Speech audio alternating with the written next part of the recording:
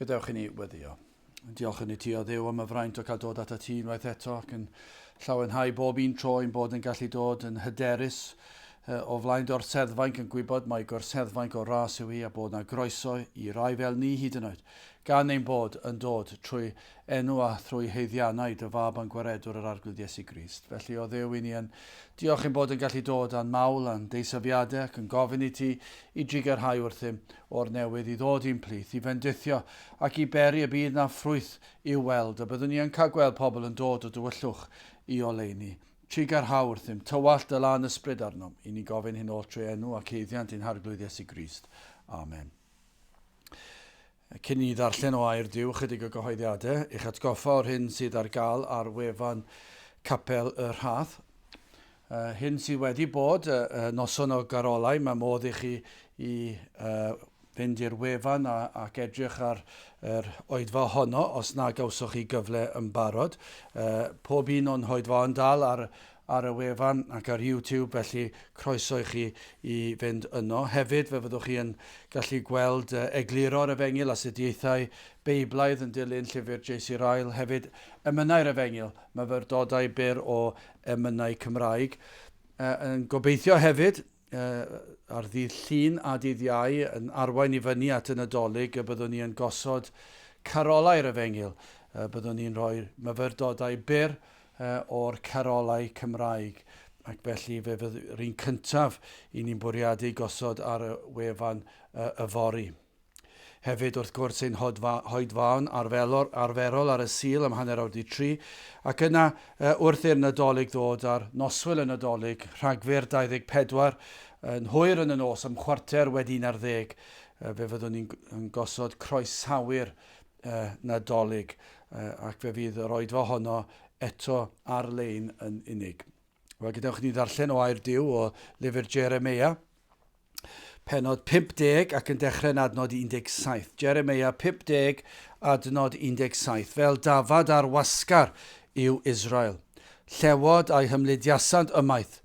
Brenin Assyria yn gyntaf a'i hysodd ar Nebuchadnezzar yma brenin Babylon yn olaf yn a'i diesgyrnodd. Am hynny, fel hyn y dywed arglwydd y lluoedd. Duw Israel, wele my fi am welaf a brenin Babylon, ac a'i wlad fel yr ymwelais a brenin Assyria. A mi a ddychwelaf Israel yw drigfa, ac fe a bawr ar Garmel a Basan, ac ar fynydd Effraim a Gilead, y digonir ei enaid ef. Yn y dyddiau hynny ac yn yr amser hwnnw medd yr arglwydd, y ceisir anwiredd Israel ac ni bydd, a phechodau Juda, ond nis ceir hwynt, canis mae fi a faddeuaf i'r rhai a weddillwyf. A bydde bendith Duw ar ei air sanctaidd ef. Wel, gadewch ni edrych ar yr adnod honno, yr 20fed adnod o Jeremeia 50. Jeremeia 50 adnod 20 a dyma'r adnod yn y dyddiau hynny ac yn yr amser hwnnw medd yr arglwydd, y ceisir anwiredd Israel ac ni bydd a phechodau Juda, ond nis ceir hwynt, canis mae fi a fyddeuaf i'r rhai a weddillwyf. Nawr mi roedd yr Iddewon yn eog o amryw bechodau. Deliwyd a hwy trwy gydol ei hanes, tro ar ôl tro. Yr oedd yr arglwydd yn delio ar bobl ac yn delio a'u pechodau. Yr oedden nhw'n eog o eilyn addoliaeth, yn addoli diwiau eraill, yn addoli pethau na ddylsent ei addoli. Roedden nhw'n tramgwyddo ei diw trwy droi at diwiau ffals. Ond mae'r adnodau yma yn dangos unwaith eto, mae diw trigarog oedd gan Israel. Yr oedd diw yn maddau iddynt. A diw felly sydd gennym ni hefyd, yr un diw. Nawr mae'r byd yn gyson dros y canrifoedd wedi codi dwrn tuag at Dduw. Byth yn gweld ei heiddiant am farn agyn. Dydy'r byd ddim wedi newid dim os i ni'n astudio hanes o gwbl. Fe welwch chi drwy gydol hanes y byd. Fe welwch chi y byd yn codi dwrn i fyny at Dduw. A byth yn meddwl ei bod nhw'n heiddi dim byd ond pethau da. Byth yn meddwl bod cosb yn heiddiannol, byth yn disgwyl y farn, byth yn disgwyl i rywun i feirniadu nhw, a wastad yn cyfiawnhau ei hunan. Byd wastad yn cwyno am ragluniaethau caled. Pam fod na ragluniaethau caled, mae na gwyno yn digwydd. Fel pe bair rhagluniaethau yma'n anheg ac llawer yn honni nad ydynt yn credu mewn Duw ac yna pan fod na pethau drwg yn digwydd, maen nhw'n beio Duw. Dwi ddim yn gwneud lot o synwyr, ond dyna fel maen nhw'n ymddwyn. Dyn nhw ddim yn gallu gweld rhybuddion yr arglwydd. Yn llym fel arwyddion o drigaredd. Dyn nhw ddim yn gallu weld o gwbl. Y peth cyntaf sydd yn dod i feddwl y byd pan mae yna ragluniaethau anodd, pan mae yna pethau sydd yn ymddangos fel yr arglwydd yn rhybuddio'r byd. Dydyn nhw ddim yn ei weld fel arwyddion o drigaredd, maen nhw'n ei weld fel arwyddion o ddiw o fod yn galed ac yn llym ac yn gas. Dydyn nhw ddim yn gweld fel cyfle i ymateb, i edifarhau cyn i bethau weithygu. Nid yna'r ymateb naturiol, mae dyn naturiol pechaderus yn amddiffyn ei hun yn gyntaf, yn cyfiawnhau ei hunan, ac yna'n cwyno os yw pethau yn mynd o ddrwg i waith. Ac yn sicr ddim yn edrych arno fo fel cyfle. Wel, a ddylen ni ystyried bod angen newid o gwbl. Serch hyn, cafodd Israel glywed am un, a sut un yw Duw, ac un ydoedd oedd am faddau, i codi dwrn, i gwrthodiad i blygu glin, y parhau mewn eilyn addoliaeth ac anghrediniaeth. Mae'r emyn yma fel petai'n disgrifio y sefyllfa sydd o'n blaen ni. Duw mawr, yr rhyfeddodau maith, rhyfeddol yw pob rhan o'th waith, ond dwyfol ras, mwy rhyfedd yw, nath holl weithredoedd o bob rhyw. Pa dduw sy'n maddau fel tydi, yn rhad ein holl bechodau ni. Ond nid yw hwnna yn fath o ddisgrifiad o hanes Israel ac hanes ein Duw. Duw Israel ac ein Duw ni, ei fod yn dduw sydd yn maddau. Pa dduw sy'n maddau fel tydi yn rhad ein holl bechodau ni? Wel, yn gyntaf, hoffwn ni edrych ar yr ugeinfed adnod yma ar cyhuddiadau sydd yn dod i'n rhan. Ac yna'n ail, maddeuant sydd i'w gael ac yn drydydd yr iawn sydd yn yr arglwydd Iesu Grist. Wel, yn gyntaf, y cyddiad yma, yr ugeinfed adnod, yn y dyddiau hynny, ac yn yr amser hwnnw, medd yr arglwydd, y ceisir anwiredd Israel, ac ni bydd a phechodau Jwda, ond nes ceir hwynt, canis mae fi a fa ddeiaf i'r rhai aweddillwyf. Nawr, ni'n sicr yn byw mewn byd sydd yn ymhyfrydu yn ei gallu o chwilio am feiau, o gyhuddo eraill. Onid yw hwn yn rhyw nodwedd arbennig o'r byd wedi bod erioed, ond os fuodd nodwedd am y byd i ni'n byw ynddi, am y cyfnod i ni'n byw ynddi, y cenhedlaeth hon, mae'n genhedlaeth sydd am chwilio am fai, am feio rhywun, cyhuddo eraill. Cyfryngau yn gwneud bywoliaeth bron ar chwilio am faw i'w daflu ar bobl. Mae yna rhyw achos i cael parti os oes yna rhyw ddrwg gweithrediad wedi digwydd ac felly yn gallu rhoi bai ar rhywun. Wastad, a mae byd fel bethau nhw wastad yn dweud, cyfiawnder, rhaid cael cyfiawnder, os oes rhywun wedi gwneud rhywbeth yn anghywir, yna mae'r rhaid ffeindio bod yna rhywun i feio, wastad yn chwilio am rhywun i feio. Dyn nhw ddim yn gallu cysgu'r nos os nad oes cyfiawnder, ac eto pan ni'n sôn am cyfiawnder Duw, maen nhw'n grwgnach ac yn cwyno. Ond dyma beth sydd yn naturiol i ddyn, yn chwilio i feio bobl. A mae'r cyfryngau yn gwbl eog o hyn, gwleidyddion. Maen nhw'n llawenhau pan yn clywed am gwrthwynebwyr i parti nhw yn eog o ddrwg gweithred. Mae e fel petai yn fel ar ei gwefusau nhw. Pan mae yna rhywun wedi cael ei dal yn dweud celwydd, neu'n gwneud rhywbeth anfoesol. Fel petai nhw ddim yn ei wneud ond maen nhw'n dathlu'r peth. Maen nhw'n llawenhau, allech chi ddychmygu rhywun mewn rhyw swyddfa gwleidyddol ac yna mae ysgrifenyddion ganddyn nhw a pob math o bobl yn y swyddfa ac yna mae'r ffôn yn canu a mae rhywun yn dweud, i chi di clywed? Y mae'r parti sydd yn gwrthwynebu ni, maen nhw wedi cael ei dal yn dweud celwydd, mae pawb yn llawenhau, ac maen nhw'n mynd at y papur newydd ac yn neud yn siŵr fod na rhyw erthigol yn cael ei ysgrifennu am y peth. Mae e fel petai dyma beth sydd yn digwydd bob dydd. Rhyw achos i lawenhau pan mae rhywun yn gwneud rhywbeth drwg. Yn anaml iawn fe welwch chi gwir drystwch, a ffiti, a tosteri, a gwir ddagrau bod rhywun wedi gwneud rhywbeth o'i le ac yn teimlo o dyna dristwch mawr bod nhw wedi syrthio i'r dymderoedd. Na, mae hwn yn ffordd i ni cael fwy o bleidleisau yn plaid ni. Mae yna lawenhau wrth daflu cyhoeddiadau. Ac os na, ellir ffeindio achos i gyhuddo rhywun, yn aml yn yr oes i ni'n byw yn ni, dyfeisir rhyw stori mwyn parddio cymeriad. Fydd yna rhyw stori'n cael ei ddyfeisio. Ond yr hyn sydd yn wir hefyd, does dim angen esgus dyfeisio mor aml. Mae'r byd yn llawn o eogrwydd. Mae yna ddigonedd o bethau ond oes yna i gyhuddo bobl wrth edrych ar ein bywydau personol ni'n hunan. Does dim eisiau mynd yn bell nag oes. Dim ond edrych yn y drych sydd rhaid wneud. Ceir llon trol o bethau y gellir ein cyhuddo ni ohonynt. Bydde pobl ddim yn ffeindio fe'n anodd i'n cyhuddo ni na fydde yna. Does dim eisiau wneud rhywbeth lan yn aml iawn i ni'n siomi'n hunan dro ar ôl tro. I ni'n siomi'n teuluoedd, ni'n siomi'n ffrindiau, ni'n gadael nhw lawr. Falle bod ni ddim wedi gwneud pethau fel ac y dylsen ni'n neud e. Ond ydy hwnna mor wir. A petai nhw'n gwybod beth sydd ar ein cylonau ni, a'n meddyliau ni, a'n ymatebion naturiol cyntaf ni yn ein pen, pan mae rhywun yn dweud rhywbeth, hyd yn oes nad ydyn ni wedi ymateb yn hyll, efallai mae'r ymateb cyntaf yn ein pen ni, oedd ymateb hyll.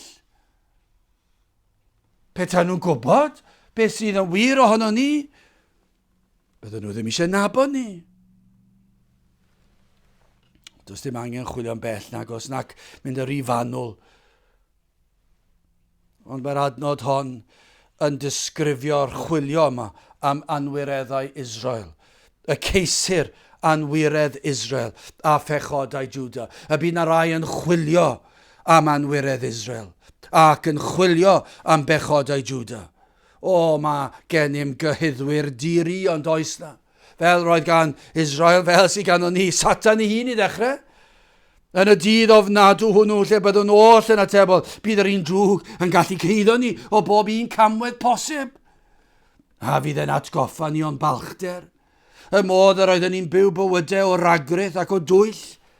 Bydd camweddau oedd yn guddiedig o bobl eraill yn dod yn hysbys yn y dydd hwnnw. Fe fydd pob un am amheuaeth gawson ni. Pob tro y gwnaethon ni godi dwrn at Dduw.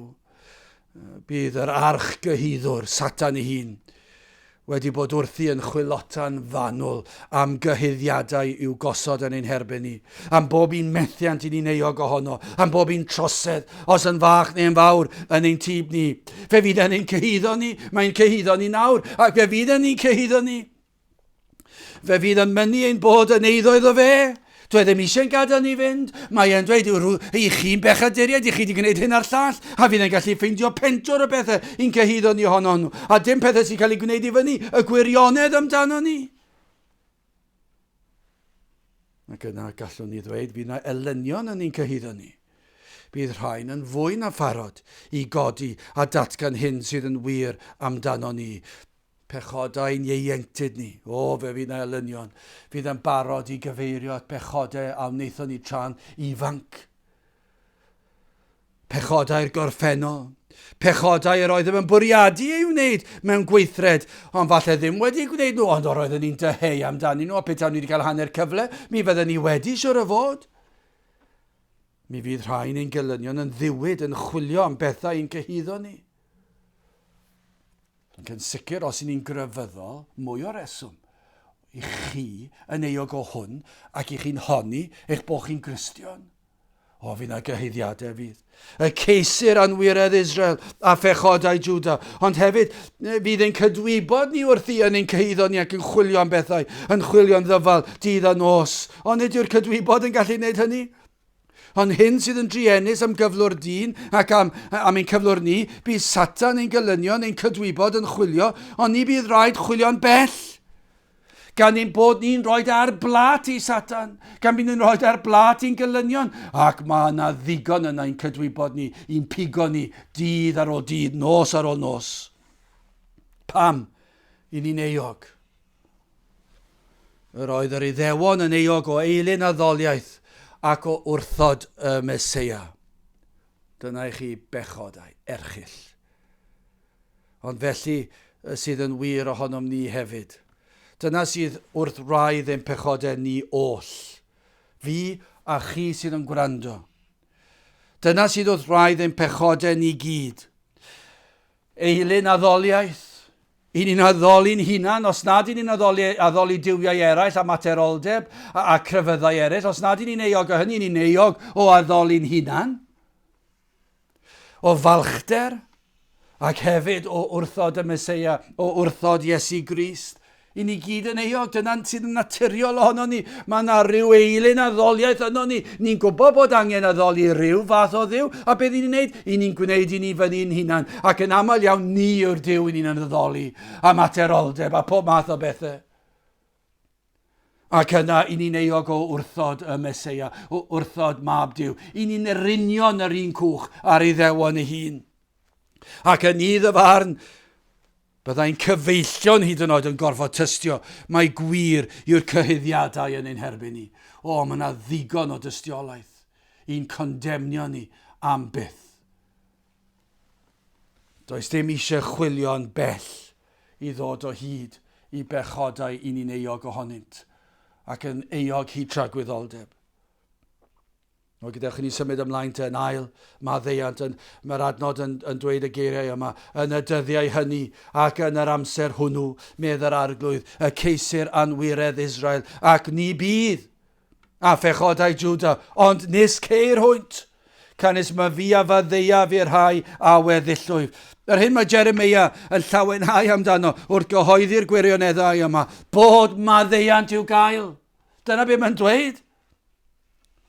Duw mawr, y rhyfeddodau maith, rhyfeddol yw pob rhan o'r waith, ond dwyfol ras. Mwy rhyfedd yw nath holl weithredoedd o bob rhyw, ac yn enwedig fan hyn, pa ddiw sy'n maddau fel tydi, yn rhad ein holl bechodau ni. Lle chi ddychmygu Jeremeia yn canu honna, chos dyna beth mae'n dweud fan hyn. Hynny yw, sefyllfa yr etholedig, yr rhai y mae Duw wedi hethol. Yr hyn sydd yn wir o Gristnogion, o blant yr arglwydd, bod Maddeuant. Maddeuant i bob un camwedd.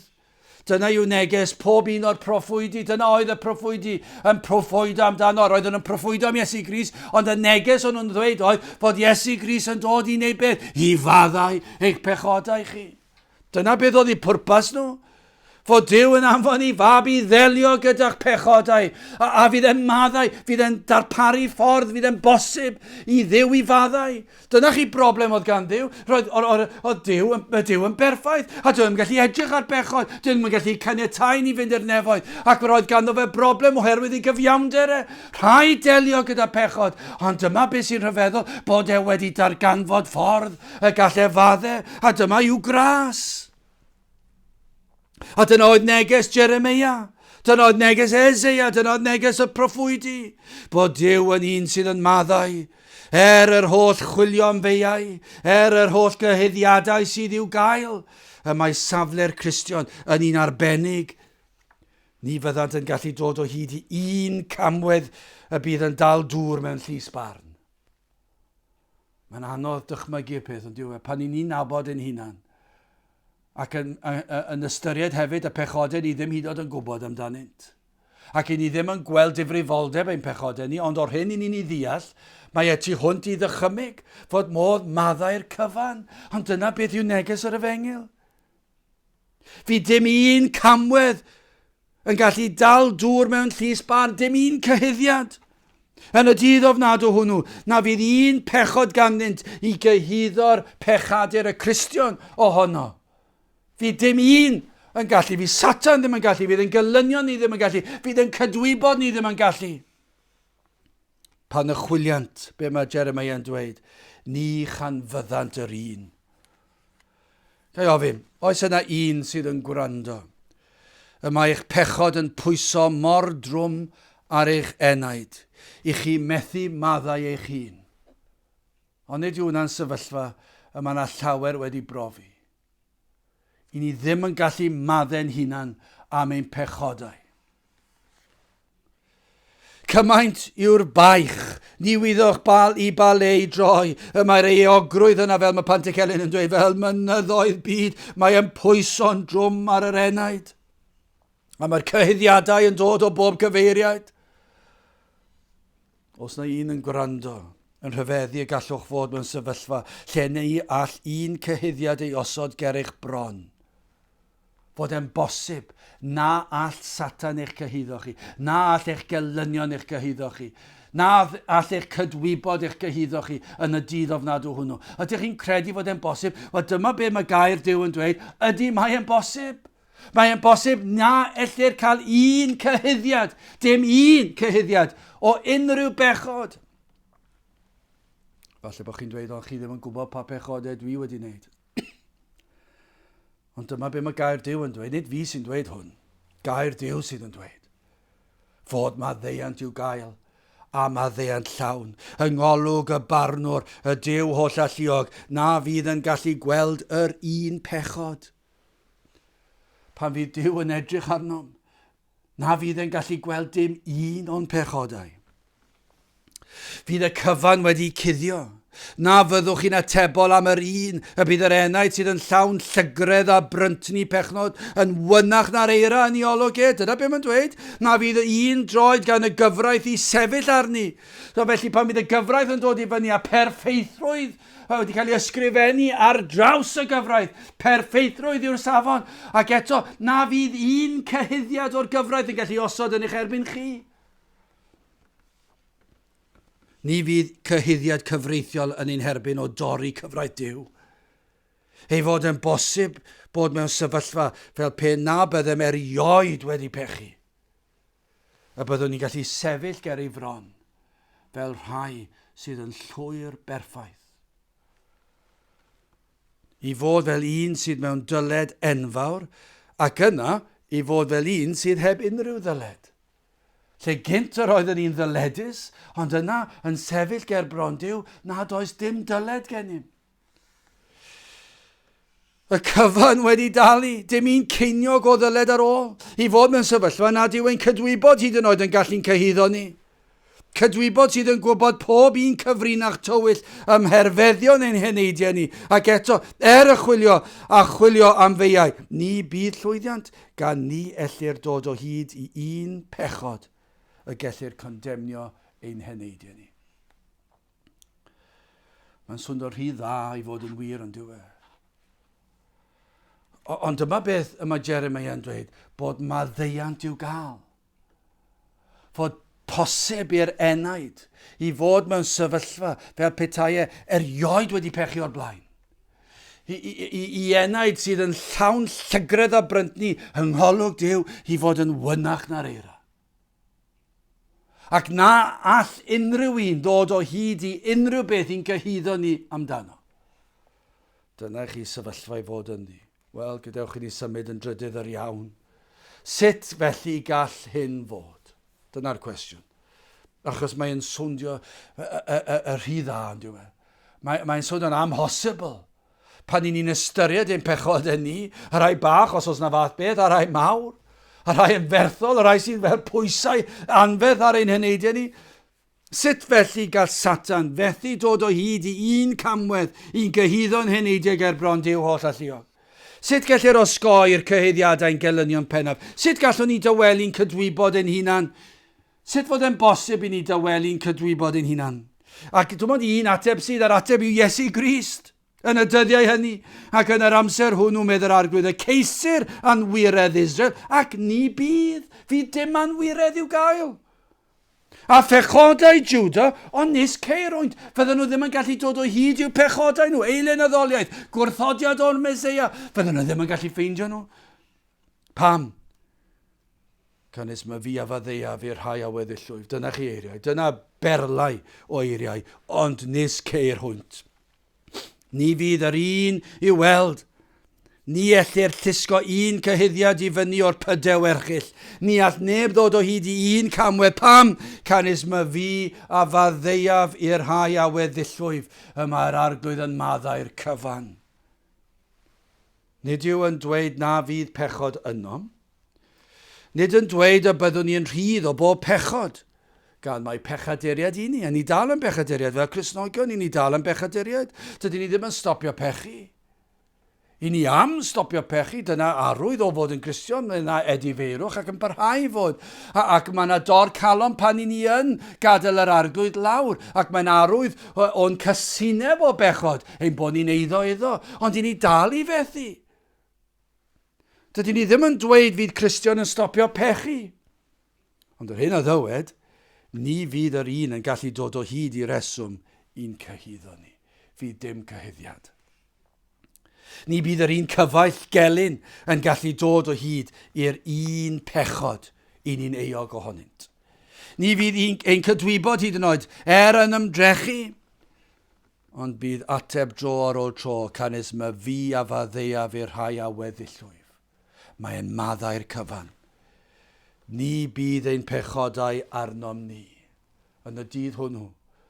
Ac nawr fel Cristnogion, dyw ein pechodau ni ddim arnom ni mwyach. Ni fydd cyhyddiad cyfreithiol ein bod wedi torri cyfraith Duw. Ydym wedi ei thorri. Ni wedi torri cyfraith Duw. Ond i'r Cristion, does dim cyhyddiad ein bod ni wedi torri cyfraith Duw. A fydd dim cyhyddiad ein bod ni wedi torri cyfraith Duw. A'r rheswm am hynny yw, fe ddelir a phob un o'n pechodau, rhoddir y cyfan, y llon trol ar yr arglwydd Iesu Grist. Rhoddir ein holl bechodau ar yr arglwydd Iesu. A pan fod yr enaid yn dod at droed y groes ac yno'n gweld mab Duw yn gweidi, yn dioddef yn ein lle ni ac yn derbyn cosb, ein cosbedigedd ni am ein cymweddau ni, a pan mae'r enaid yn gweld bod yr Iesu yn cael ei gosbi yn ein lle ni, ac wrth yr enaid dod yn flinderog ac yn eog, mae'r arglwydd yn tynnu ymaith ein cymweddau ni ac yn ei gosod ar yr arglwydd Iesu Grist ar y groes, yn cael ei hoelio ar y groes. Ar y groes gwnaeth yr Iesu yn iawn. Trosom ni, dros ein heneidiau ni deliodd a di gofaint y tad. Fe fodlonodd tad. Fe fodlonodd gofynion y tad. Fe gyflawnodd gyfraith yn ein lle ni. Pob un rhan o'r gyfraith oedd yn amhosibl I ni. Nid yn ni'n bechaduriad, I ni'n pechu tro ar ôl tro. O, mae'r arglwydd Iesu Grist wedi bodloni'r tad. Fe gyflawnodd cyfan. Ac mae'n rhoi ei gyfiawnder, ei glogi'n cyfiawnder. Ac yn ein gorchuddio ni'n llwyr. Fel na ellir gweld ein pechodau ni. Ni ellir ein cyhyddo ni pam. Fe welir perffeithrwydd Crist. O, fe ddeliodd yr arglwydd Iesu Grist ar y groes gyda di gofaint y tad. Fe gymerodd gosb am ein tor cyfraith ni. Ac felly ni ellir ein cosbi ni mwyach gan i'r Iesu gael ei gosbi'n llawn yn ein lle ni.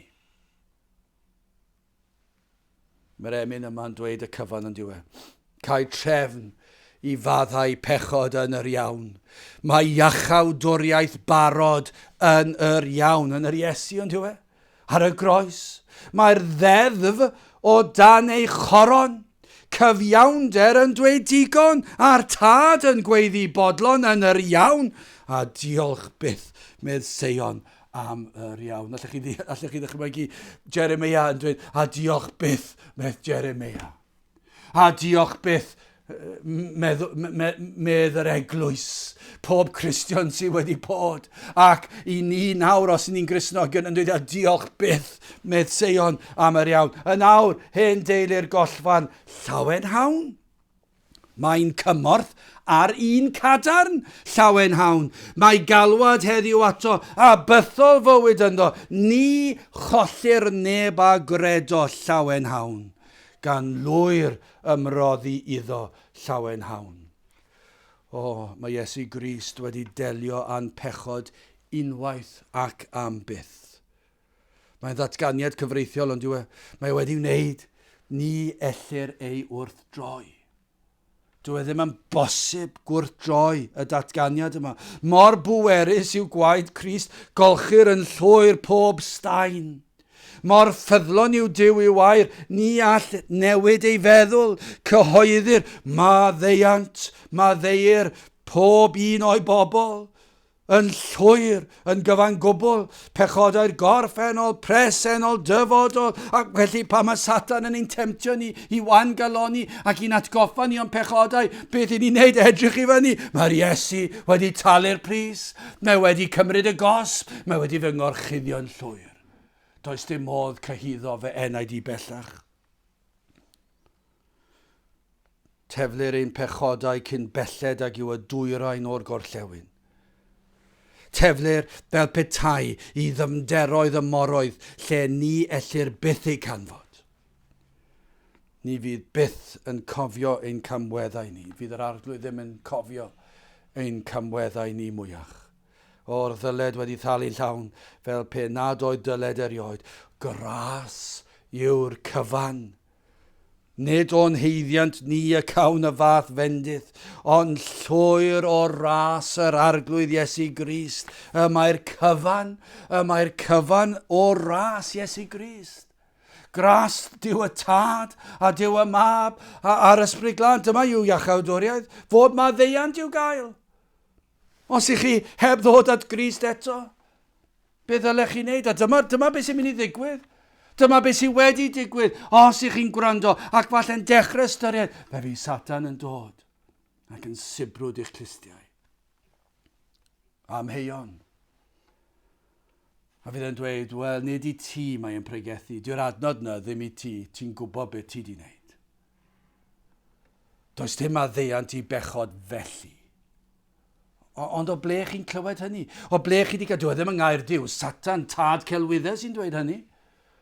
A fyddwch chi'n dechrau amer, ydych chi wedi'ch maddau oes na faddeuant, fyddwch chi'n amer cyfan. Ond dyna chi drieni. Y bydd Satan yn dod ac yn llwyddo'ch cipio fel cipio'r hedyn oddi ar y llawr. O na fyddwch chi yn gwrando ar yr un drwg, yn gwrthod gwrando, a byddwch chi'n anwybyddu'r un drwg. Dwedwch wrtho i fynd i ffwrdd. O na fyddwch chi'n ymateb. O na fyddwch chi'n nawr yn gwrando ar air Duw. Gwrando ar Jeremeia. Ewch trwy'r ysgrythur i gyd. Mae hynna, os ych chi'n meddwl, dim ond Jeremeia sydd yn dweud hyn, ewch at adnodau eraill o'r ysgrythur. Mae'n adnodau eraill i'w gael. Trwy gydol o'r ysgrythur, chwilotwch, maen hwnna fod maddeuant i'w gael. Beth sydd angen i chi wneud? Dewch yn waglaw. Dewch at y groes, ac wrth droed y groes. O, fi fydd na fendith, mae yna olchiad llwyr. Fe fydd yn eich golchi chi'n llwyr lan. Fe fydd yn cymryd eich pechodau ac yn ei hoelio fe yw'r groes. Fi dim rhaid i chi gario'r llwyth yna ar eich enau. Fydd yr baich yn syrthio bant. A fe fydd sicrwydd maddeuant. Ac fel Cristion, dyw Satan ddim yn gadael llonydd nag yw. Ymhen blynyddoedd mae e'n hoffi dod ac atgoffa ac yn peri ni amau. Beth sydd angen i ni wneud? Beth sydd angen i ni wneud? Wel, atgoffa. Yn y dyddiau hynny, ac yn yr amser hwnnw medda'r arglwydd, y ceisir anwyredd Israel, ac ni bydd a phechodau Jwda, ond nes ceir hwynt, canis mae fi a faddeuaf i'r rhai a weddillwyf. Mae yna faddeuant. Mae yna faddeuant llawn, llwyr. Pob un o'n pechodau wedi hoelio i'w groes. Y gorffennol, y presennol a'r dyfodol hyd yn oed. Y cyfan, ac felly oni ddylen ni fod yn gorffen gyda'r ymdeimlad yma. Ac efallai bydd rhywun am y tro cyntaf yn gallu ymuno yn y canu am y tro cyntaf erioed y nawr hyn deulu'r gollfarn llawen hawn. Mae'n cymorth ar yr Iesu, ar un cadarn llawen hawn. Mae galwad heddiw ato a bythol fywyd ynddo. Ni chollir neb a gredo, does dim gwrthodiad, does dim colledigaeth byth os ych chi'n credu ac wrth ddod yn waglaw, mae'n rhoi rhodd o ffydd i chi gredu. Ni chollir neb a gredo llawen hawn. gan lwyr ymroddi iddo. Llawen hawn. Gadewch i ni weddio. A nawr bydde di ras ein harglwydd Iesu Grist a chariad Duw a chymdeithas yr ysbryd glân fod gyda chwi oll hyd byth. Amen.